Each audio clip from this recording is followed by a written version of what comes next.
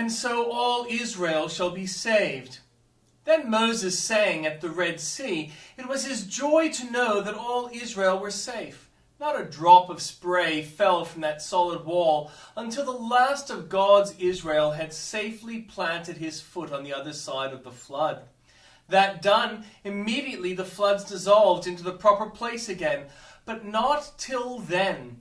Part of that song was, "Thou in thy mercy hast led forth the people, which thou hast redeemed."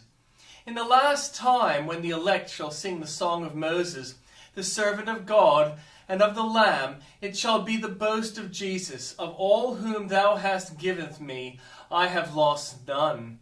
In heaven there shall not be a vacant throne. For all the chosen race shall meet around the throne, shall bless the conduct of his grace, and make his glories known. As many as God hath chosen, as many as Christ hath redeemed, as many as the Spirit hath called, as many as believe in Jesus shall safely cross the dividing sea. We are not all safely landed yet. Part of the host have crossed the flood, and part are crossing now.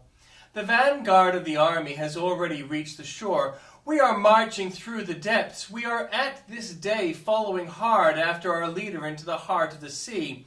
Let us be of good cheer. The rear guard shall soon be where the vanguard already is. The last of the chosen ones shall soon have crossed the sea, and then shall be heard the song of triumph, when all are secure. But oh, if one were absent, oh, if one of his chosen family should be cast away, it would make an everlasting discord in the song of the redeemed, and cut the strings of the harps of paradise, so that music could never be extorted from them. He was sore athirst, and called on the Lord, and said, "Thou hast given this great deliverance into the hand of thy servant, and now shall I die for thirst?" Samson was thirsty and ready to die. The difficulty was totally different from any which the hero had met before. Merely to get thirst assuaged is nothing like so great a matter as to be delivered from 1,000 Philistines. But when the thirst was upon him, Samson felt that little present difficulty more weighty than the great past difficulty out of which he had so specially been delivered. It is very usual for God's people, when they have enjoyed a great deliverance, to find a little trouble too much for them. Samson slays 1,000 Philistines and piles them up in heaps, and then faints for a little water. Jacob wrestles with a god at Peniel and overcomes omnipotence itself, and then goes halting on his thigh. Strange that there must be a shrinking of the sinew whenever we win the day, as if the Lord must teach us our littleness, our nothingness, in order to keep us within bounds. Samson boasted right loudly when he said, "I have slain 1,000 men." His boastful throat soon grew hoarse with thirst, and he betook himself to prayer.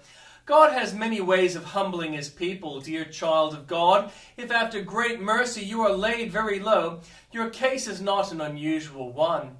When David had mounted the throne of Israel, he said, "I am this day weak, though anointed king." You must expect to feel weakest when you are enjoying your greatest triumph.